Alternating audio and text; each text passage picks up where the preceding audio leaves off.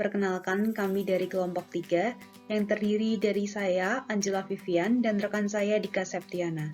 Pada kesempatan kali ini, kami akan mempresentasikan materi mengenai quantitative methods.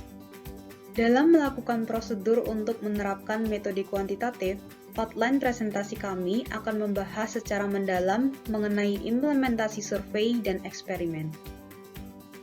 Bagian yang pertama adalah komponen rencana metode survei yang terdiri atas desain survei, kemudian populasi dan sampel, dilanjutkan dengan instrumen, variabel, serta analisis dan interpretasi data. Sebagai gambaran umum, desain survei memberikan deskripsi numerik atau kuantitatif mengenai tren, sikap, atau pendapat dari populasi. Desain survei dapat memperkenalkan tujuan dan alasan penelitian pada pembaca dengan beberapa cara. Yang pertama adalah melalui identifikasi tujuan survei. Hal ini bertujuan untuk menggeneralisasi dari suatu sampel ke suatu populasi sehingga dapat dibuat kesimpulan mengenai beberapa karakteristik, sikap, atau perilaku dari populasi tersebut. Selanjutnya, tunjukkan mengapa survei merupakan jenis prosedur pengumpulan data yang tepat. Dalam hal ini, digunakan identifikasi keuntungan desain survei seperti keekonomisan desain dan perputaran yang cepat dalam pengumpulan data. Kemudian, tunjukkan apakah survei akan bersifat cross-sectional, yang berarti data dikumpulkan pada satu titik waktu tertentu, atau longitudinal dengan data yang dikumpulkan dari waktu ke waktu. Terakhir adalah menentukan bentuk pengumpulan data.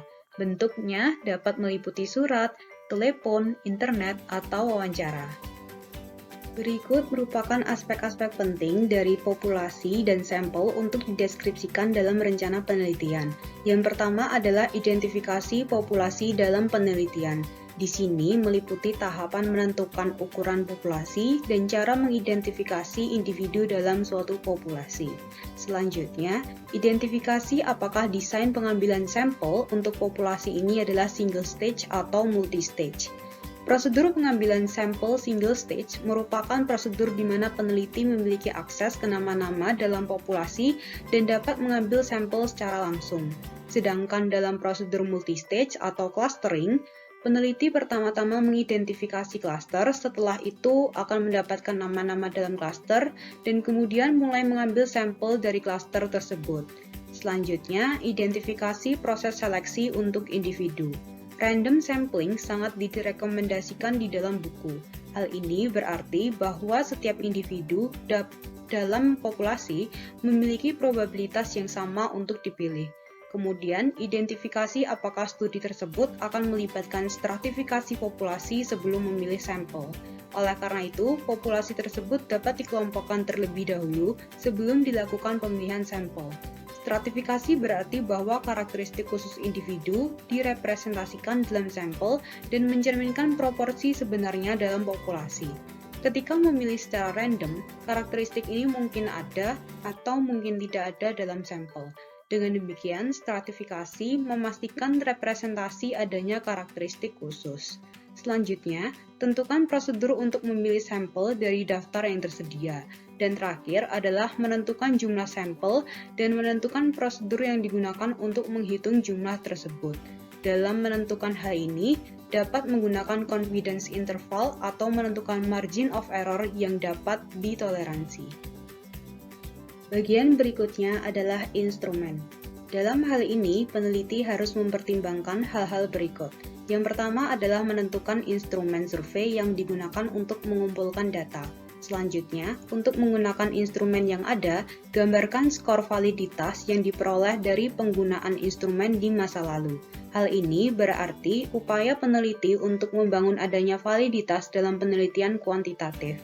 Kemudian, tentukan apakah skor yang dihasilkan dari penggunaan instrumen di masa lalu merepresentasikan keandalan atau reliability. Selanjutnya, sertakan item sampel atau seluruh instrumen sehingga pembaca dapat melihat item yang sebenarnya digunakan. Setelah itu, tunjukkan major content dan melakukan uji coba untuk melakukan validitas dengan menghubungkan variabel, research question, dan item sampel pada instrumen survei. maka pembaca dapat dengan mudah menentukan bagaimana pengumpulan data dihubungkan dengan variabel dan pertanyaan atau hipotesis. Bagian selanjutnya adalah analisis dan interpretasi data. Berikut merupakan langkah-langkah yang terlibat dalam proses menganalisis data. Langkah pertama adalah melaporkan informasi mengenai jumlah anggota sampel yang mengembalikan dan tidak mengembalikan survei. Selanjutnya, langkah kedua adalah mendiskusikan metode yang digunakan untuk menentukan respons bias. Hal ini berarti bahwa jika non-responden menanggapi dan tanggapan mereka akan secara substansial mengubah hasil keseluruhan.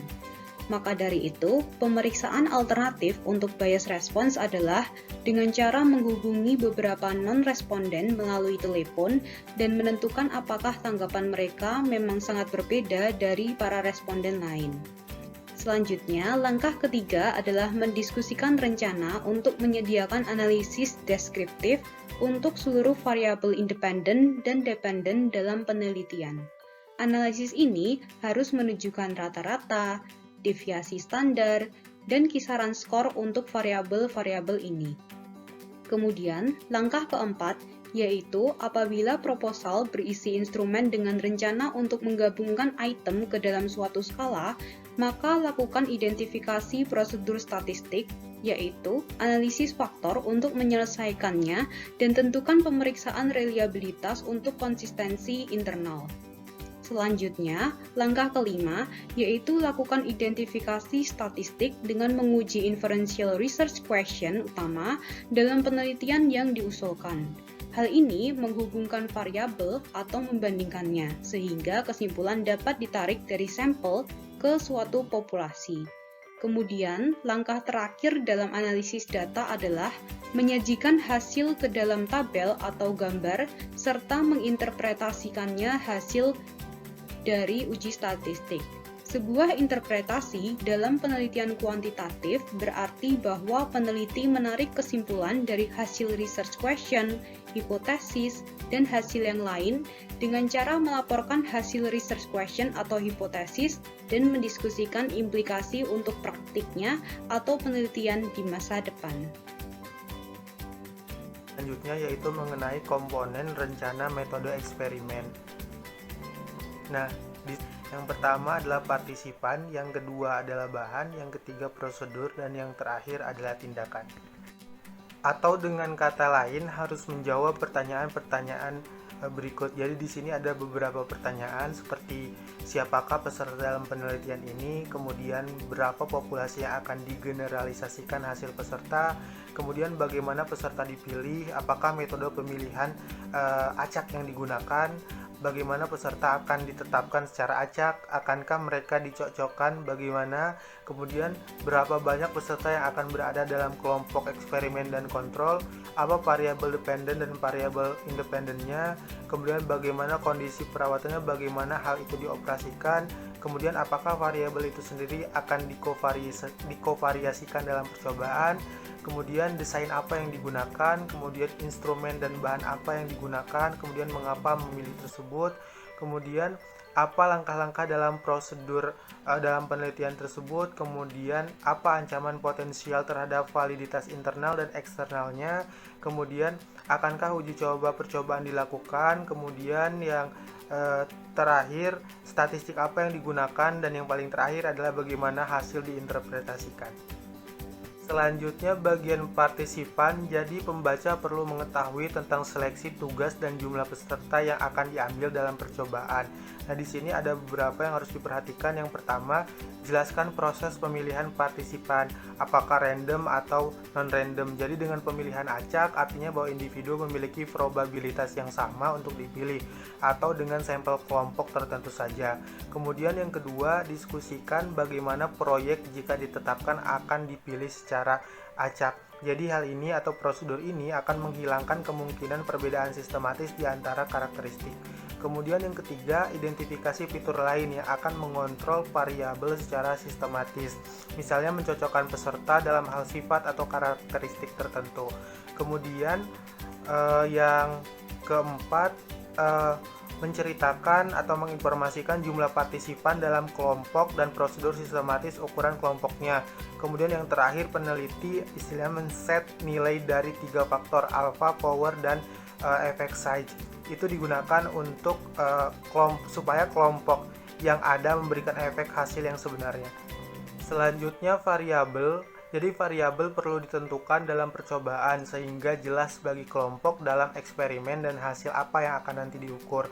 Di sini ada dua. Yang pertama adalah harus dapat mengidentifikasi variabel independen dalam eksperimen. Nah, jadi di sini satu variabel independen harus menjadi variabel perlakuan yang akan mempengaruhi variabel lain. Kemudian yang kedua, harus dapat mengidentifikasi variabel dependen dalam eksperimen. Jadi di sini respon yang akan muncul ketika dipengaruhi oleh variabel independen. Menurut Rosenthal dan Rosnow, ada 3 arah tujuan variabel dependen.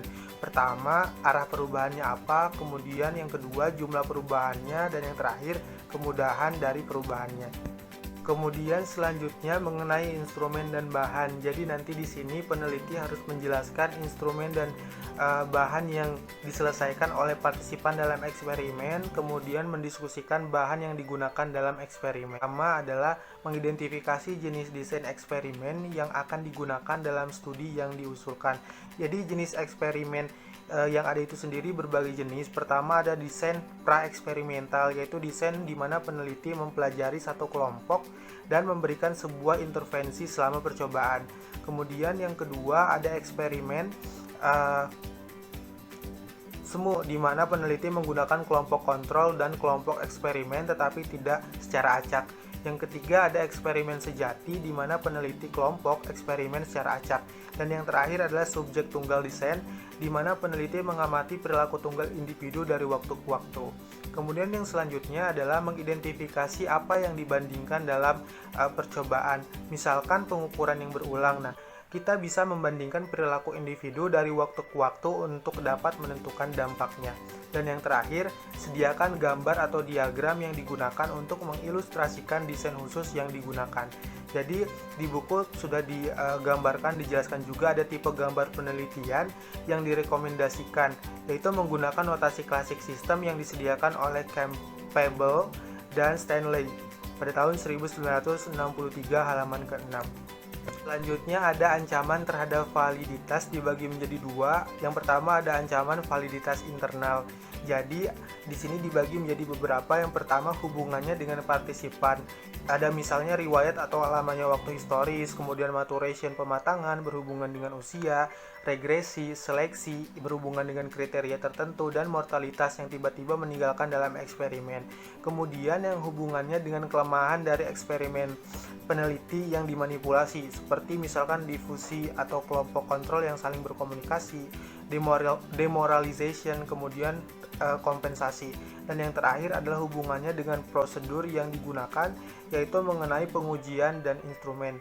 Yang kedua, ada ancaman validitas eksternal yang secara general muncul ketika peneliti dalam melakukan penelitian menarik kesimpulan yang salah dari sampel data untuk orang lain, pengaturan lain, dan situasi masa lalu atau masa depan. Bagian prosedur menurut Borg and Gale tahun 2006 menguraikan langkah-langkah yang biasanya digunakan dalam prosedur untuk desain kelompok. Di sini ada 6.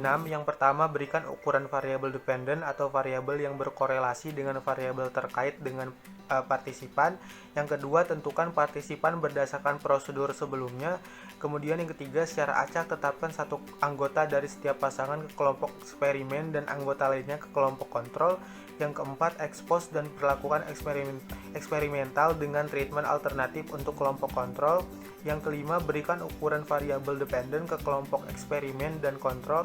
Dan yang terakhir, bandingkan kinerja kelompok eksperimen dan kelompok kontrol pada post-test menggunakan tes signifikan statistik. Selanjutnya, analisis data mengenai statistik apa yang digunakan. Ada 3 hal. Yang pertama, laporkan statistik deskriptif yang dihitung untuk observasi dan pengukuran pada pretest atau tahap proses desain eksperimental. Yang kedua, tunjukkan uji statistik inferensial yang digunakan untuk memeriksa hipotesis dalam penelitian. Dan yang ketiga, untuk desain penelitian subjek tunggal, gunakan grafik garis untuk observasi baseline. Bagian paling terakhir yaitu menafsirkan hasil. Ini merupakan langkah terakhir dalam eksperimen untuk menafsirkan temuan berdasarkan hipotesis atau pertanyaan penelitian yang ditetapkan di awal. Itulah presentasi dari kelompok kami, kurang lebihnya mohon maaf dan terima kasih.